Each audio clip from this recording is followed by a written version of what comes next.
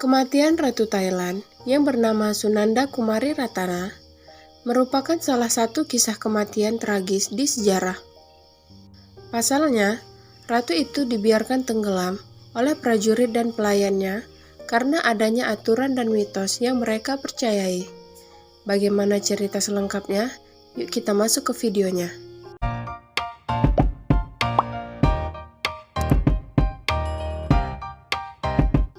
Ratu Sunanda yang memiliki nama lengkap Sunanda Kumari Ratana lahir pada tanggal 10 November 1860 di Bangkok, Siam, atau yang sekarang lebih dikenal dengan nama Thailand.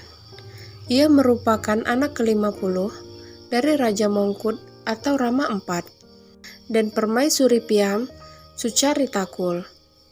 Beranjak remaja, Sunanda kemudian menikah dengan Rama V, yaitu Raja Chulalongkorn, dan menjadi permaisurinya. Ia dikenal karena beberapa reformasi progresif dalam kerajaannya, seperti penghapusan perbudakan. Sunanda memegang semua gelar formal yang terkait dengan raja, namun ia tidak memiliki kekuatan militer dan politik. Dari pernikahan itu, mereka dikaruniai seorang putri yang bernama Putri Karnabon Bejra Ratana. Ketika Sunanda berusia 19 tahun, ia mengandung anak kedua mereka, dan ia percaya bahwa anak yang dikandungnya adalah anak laki-laki yang kelak akan mewarisi tahta Siam. Pada tahun 1880, sang ratu melakukan perjalanan bersama putrinya ke istana musim panas Bang Pain yang terletak di luar kota Bangkok.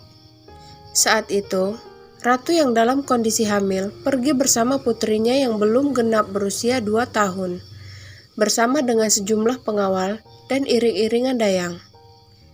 Untuk mencapai istana tersebut, mereka harus menyeberangi sungai Chao Phraya, yang merupakan sungai terbesar di Thailand.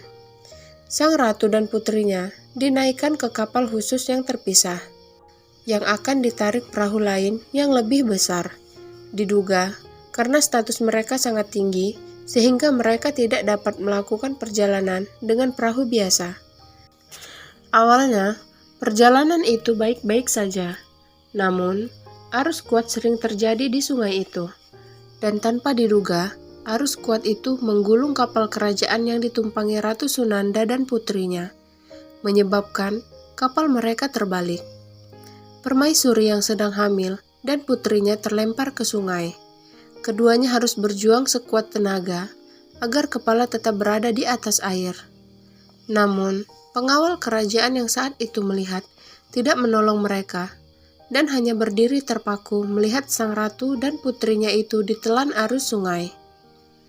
Hal itu terjadi karena saat itu berlaku aturan bahwa rakyat jelata dilarang untuk menyentuh anggota kerajaan, termasuk Ratu Sunanda. Karena hal itulah, para pengawal tak berani untuk menolong sang ratu yang berstatus sebagai anggota kerajaan. Bahkan, rakyat yang hendak menolong pun dihentikan oleh pengawal dan diancam akan diberikan hukuman mati jika mereka berani menyentuh fisik kaum bangsawan. Menurut Misfit History, seperti dikutip dari The Vintage News, selain terhalang aturan hukum, niat para pengawal dan dayang untuk memberi pertolongan juga terhalang mitos. Konon, siapapun yang membantu orang yang tenggelam di sungai akan menghadapi nasib buruk. Ikut campur berarti menentang roh yang hidup di air. Para staf hanya bisa mengulurkan tongkat dan melemparkan buah kelapa sebagai pelampung. Namun, ratu yang tak bisa berenang tak kuasa meraihnya. Demikian dikutip dari situs Ayutthaya Viking Adventure. Kejadian itu merenggut 3 nyawa sekaligus, yakni Ratu Sunanda, putrinya, dan anak yang sedang dikandungnya. Raja Chulalongkorn yang mengetahui kejadian itu pun menjadi marah besar. Raja merasa sangat kehilangan karena aturan yang ia buat sendiri. Istri, juga kedua buah hatinya pergi. Setelah memenjarakan perwira yang memerintahkan untuk tidak menolong sang ratu, Raja mengadakan upacara pemakaman paling mewah sebagai penghormatan terakhir untuk perempuan yang amat sangat dicintainya. Kematian sang permaisuri membuat luka yang mendalam untuk Raja Chulalongkorn, karena Sunanda merupakan istri yang paling dicintainya. Persiapan untuk upacara pemakaman memakan waktu 10 bulan.